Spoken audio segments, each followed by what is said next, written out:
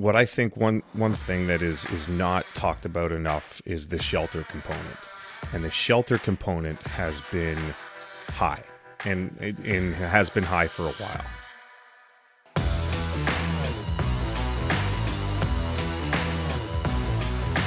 Welcome to the Bar Down Investing Show. Here are your hosts, Kyle Wilson and Jay Scott. Yeah, hey there. Welcome to Bar Down Investing Show. I'm Kyle. This is Jay. You sound the way I feel. You said I had to do it. I told you you should do it. Nope. This is all you. If you can't handle it. That's good enough. This was supposed to happen 2 hours later. And I am pretty hungover. So I could have used that extra 2 hours. You know what? When we're supposed to do wins right now. I don't even think, I think this is a losses week.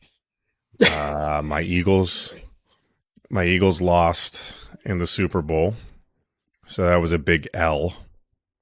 And it's just, I'm writing off the week, to be honest. That's not true. So I had fun last night. Last night was Valentine's Day. My parents were in town. My wife had never had a bottle of Dom champagne. We had a bottle that was a gift to us, and we were saving it, and we kept saying like, hey, we're gonna drink this bottle when this happens, and we're gonna drink this bottle when this happens. And then it was like a jinx, like none of those things ever happened. So we were like, you know what, we're just gonna have it for Valentine's Day. And then one thing led to another. We had dinner at 5, and we were out till 11:30, and now I'm doing a podcast in the next morning. So that's where we're at. Well, there you go. I think you've broken the jinx. So now that you've drank that bottle of Dom, everything is smooth sailing from here. I hope so. That could be, this could be the low of the year, the Super Bowl loss, and then we can keep going. We did have fun though in Cancun though, right? We had our company retreat in Cancun, and so that was fun. That was a win. Yeah, that was a win. Although I made me realize I'm not young anymore. Can't keep up with you youngins. Yeah, I'm as I like to say, what's the song? I'm as good once as I ever was. I could still party one night, but it's still it takes me a little bit longer to recover from that. So, hey, do we got anything anything good to talk about on the scorecard? We do, and so I'm going to take this as the big win for the week. We hit 100 mil. Oh no, just 100. We hit 100 subscribers on YouTube for this channel, and you know what they say. You got to get to 100 before you get to 10 million. So we are well on our way to 10 million now. That's such a well-known saying. I love that one. So for anybody out there that's just absolutely riveted by this episode and is thinking, I need more of listening to these guys bitch and complain about Cancun and Dom, hit that subscribe button and you'll get more of our first world problems. Yeah, it's very, very relatable, right? I did say though that my wife had never had it, and it was her first time. All right, The Rock. Couple updates on that, because this is we missed 1 week, so I got to keep you guys updated with two for The Rock. The first one was his mom was actually in a very serious car crash, but luckily everything worked out, and he was saying that he was very blessed that she was okay, and we're all happy that she's okay from that car crash. And then the second one was they had the Grammys last week, and Adele had never met The Rock, and she was a huge fan of him, and so he like snuck up on her and gave her a big hug, and it was a cute moment for celebrities in general. So that's all I got for The Rock. Even The Rock doesn't have anything exciting going on these days. Yeah, it's The Rock's taking L's too for as far as headlines. Okay, headlines here though. I don't think there's much else to talk about other than CPI came out yesterday. And so that's obviously everything that's in the news affecting the stock market. It kind of mixed bag reviews. What was your take on it? Yes, well, I don't think it was very mixed. I mean, I think the best thing you can say is that um, CPI last month went down if you look at the last 12 months. So we saw a tick down over the last 12 months, over the last year. Prices of stuff have gone up 6.4%. So everything is 6.4% more expensive now than it was last year. But while that number may have ticked down from last month, I think it was 6.6% last month, the monthly number was actually pretty bad. So we saw inflation in January of 0.5%, which means if we saw the same inflation every month that we saw in January, we'd be seeing 6% inflation. So 0.5% times 12 months, 6% inflation per year, which means if we kept seeing the same inflation we saw last month, prices would go up 6% a year, and that's just unsustainable. So we had seen a couple good months back in October, November, December, but as a lot of people were concerned might happen, we're seeing inflation tick back up. We saw some really strong job numbers last week. I mean, you can say they might be manipulated a little bit, or they're not really as strong as they were, but I think all things considered, job market is still strong, and that's keeping inflation high. And yeah, it's a little bit of a concern. So I don't have much Yeah, else to talk about. Do we want to take? when you strip out food and energy, when you go with the core, it's a little bit better. We only saw a 0.4% increase. So that's a little bit encouraging. We had, I mean, energy was up significantly, and the reason they strip it out for core is because energy can be volatile, and they like to take that out. So when you extrapolate 0.4, it's not quite as bad as 0.5. But I still think it's just, it wasn't a increase year over year. So I don't think it was as bad as everyone's making out to be. I think we just got a little bit used to the CPI dropping significantly over the last few readings, and we just everyone wanted to start the Super Bowl party before winning the Super Bowl, saying that we've already beat this thing, and it might just be a little bit more sticky, but still heading in the right direction. Well, it sounds to me like we want to dig into this more. Do we just want to consider this now the issues, and we can dig into this in a little bit more depth? Yeah, I don't really have any other cool headlines. So Okay. yeah, might as well. Let's just get right into it. Okay, so here's some things to note, and you touched on this a little bit. So if we look at the actual data from last month, food was up a good bit, energy was up a good bit, um, uh, shelter was up a good bit. What was down? Well, let's see. Used cars and trucks were down. Fuel oil, so home fuel oil was down a little bit. Electricity was down a little bit, but gas was up. So across the board, I mean, food, energy, shelter, with the exception of like vehicles and apparel, everything was up. And so that's a little concerning. And I mean, we were on here a couple of weeks ago talking about the fact that everything was moving in the right direction. We saw a quarter point rate increase in February, in February. We thought there might be another quarter point rate increase coming in the next month or two, and then maybe things stop. But after seeing this, you got to wonder, is the Fed going to get concerned, and are they going to take some more drastic action at the next meeting where they're raising rates? And are we going to see bigger than a quarter point rate hike? Are we going to see multiple rate hikes over the next few months? What do you think? I mean, we still have another CPI print, right? Before the next meeting. So that'll be it's one of those. Is this an outlier, or is this a trend? Is this going to be a tick back up? Are we just going to see it keep ticking down a little bit? I'm hopeful that it's going to tick down again, and that's everyone's just going to say, okay, we're still heading in the right direction. We're just slowing down a little bit. What I if you don't mind, what I would want to dive into here is we don't need to dive into energy costs. We know energy costs are volatile. They're going to be huge swings, and month to month they could change, and that's the whole reason they have a core CPI. But even when you look at the core CPI, you could break down these different segments. And what I think one thing that is not talked about enough is the shelter component, and the shelter component has been high, and it has been high for a while.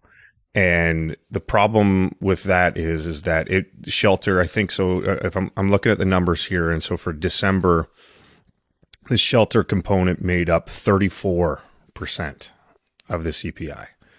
So it's a third. One third of the CPI is determined by shelter.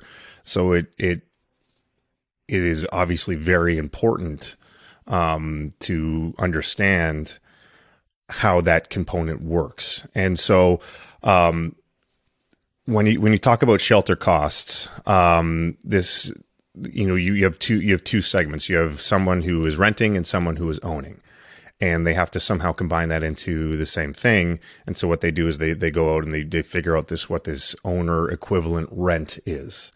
And so they've determined that owner equivalent rent is the best way for someone who owns a house. Let's factor in what their housing costs are. Up until, I think it was, actually, let me check my notes here. I think it was 1982. They actually did that differently, where they used monthly mortgage payments and things like that, which, is arguably more realistic for someone if you're talking about, ownership costs. But now what they do is every 6 months, they call these people up and they say, hey, what do you think your house would rent for? They use that to determine comps in the market. They say, okay, your comparable house to this person is going to rent for that much. And they throw that into their number generator, and they figure out, okay, what's the owner equivalent rent? So I don't know if you have thoughts with the way they do that, but it doesn't seem like it is necessarily the best way they should be going about it. Well, here's the thing that I find interesting. I'm curious your take on it.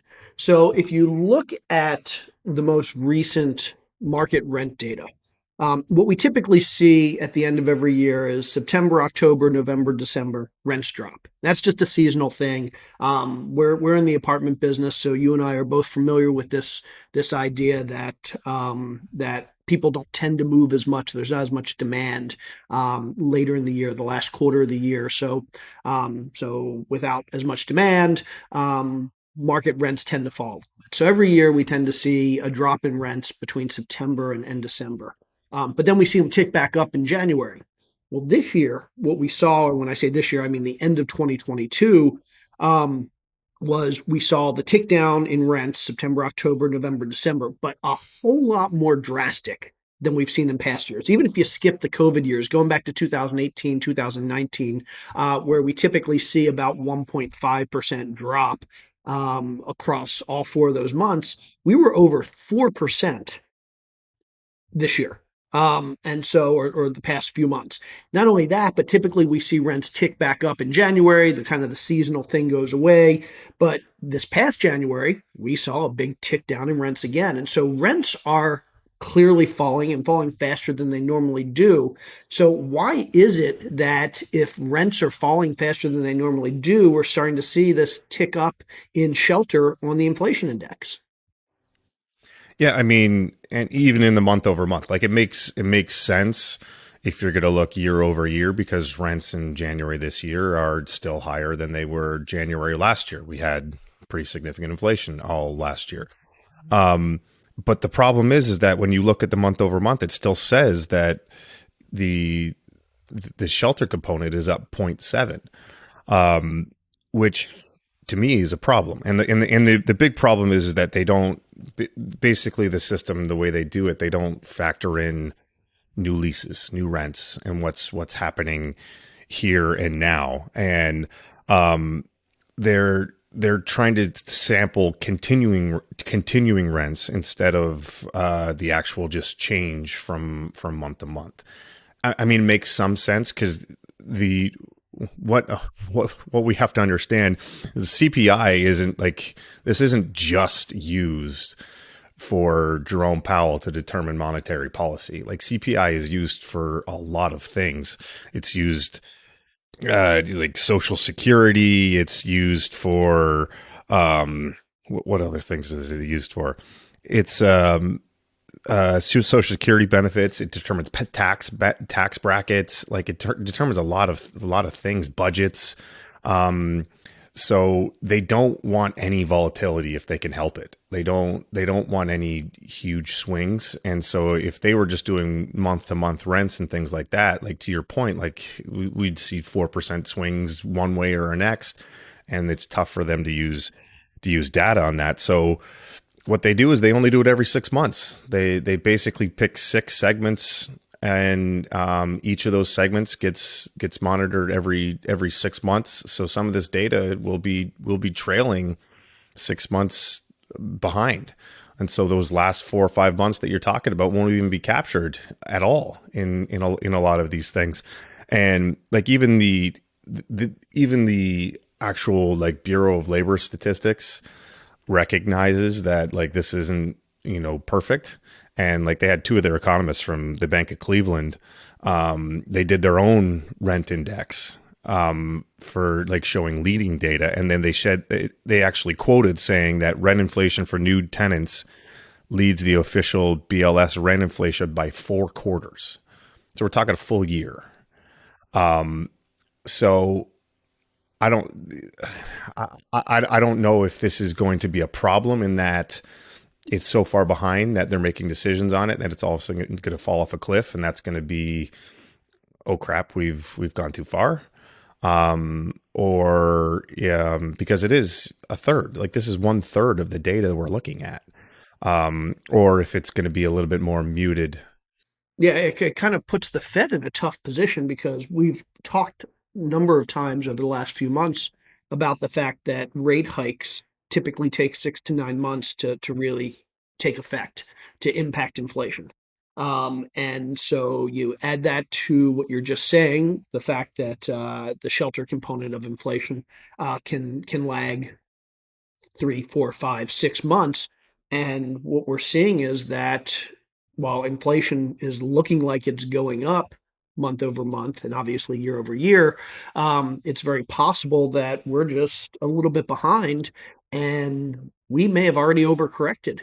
So it's possible that 6 months from now, we're going to see the ramifications of the rate hikes. We're going to see the ramifications of negative rent increases over the last few months. And the question is, what does the Fed do between now and 6 months from now when we actually see that data?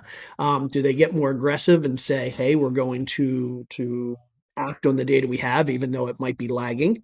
Or do they say, hey, let's slow down, wait and see, and just take a more conservative approach? And puts them in a tough spot. What do you think they do? I mean, we're hopeful that, as I said, we have one more print, and I think it's pretty baked in already that they're going to raise another quarter point.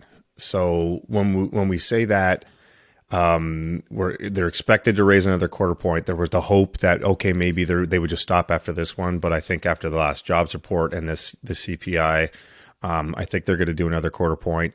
But then the good thing is we're talking a couple months, right?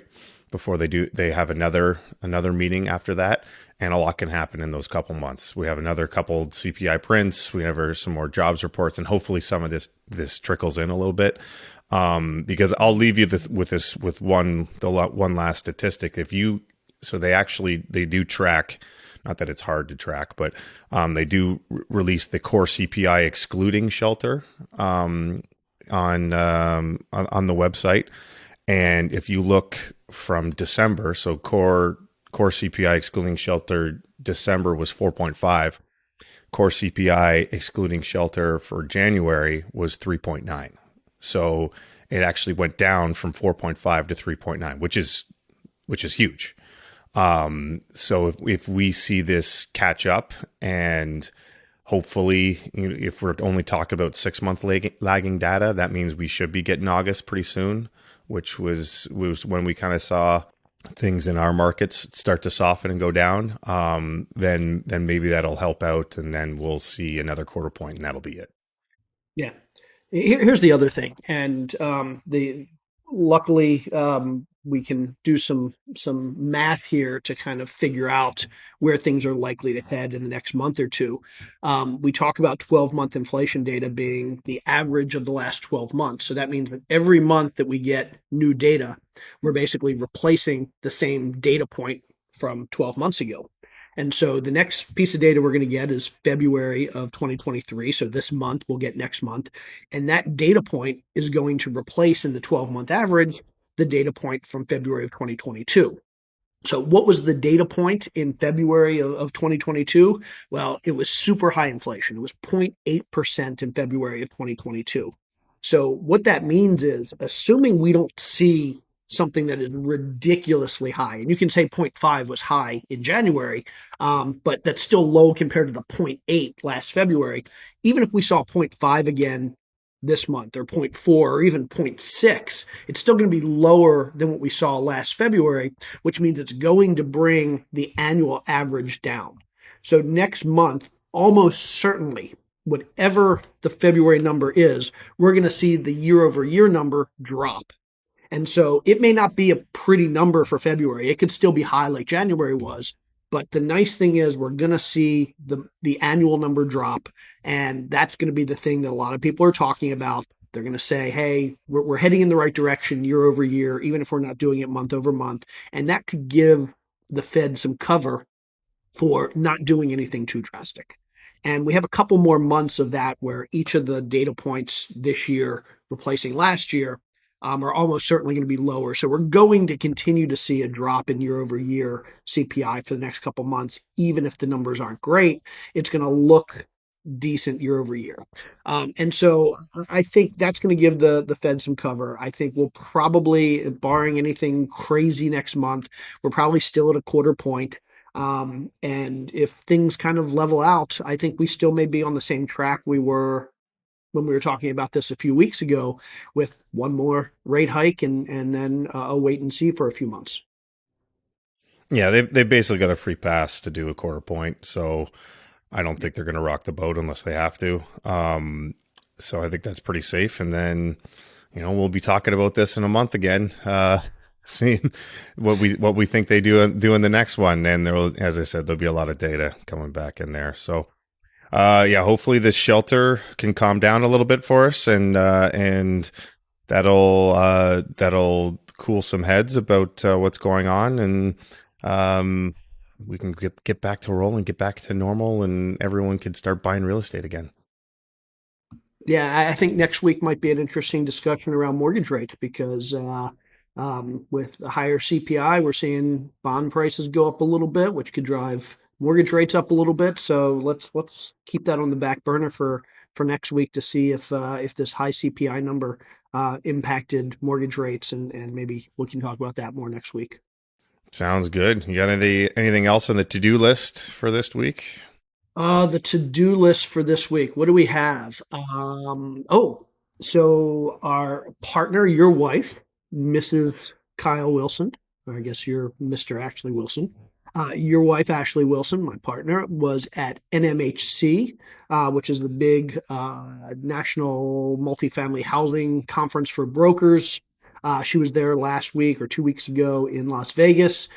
A lot of great takeaways from what's going on in the multifamily world, stuff she heard from brokers and lenders that she spoke with there. And so join us in a couple days. On Thursday this week, we are going to be talking to Ashley about a recap of the NMHC conference and the takeaways in the multifamily sector.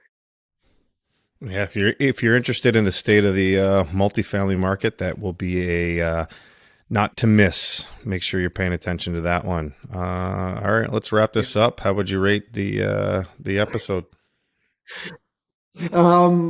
So I'm going to go with an 8.0 because I feel like we didn't have the energy, and when I say we, I feel like you need a nap. Yeah.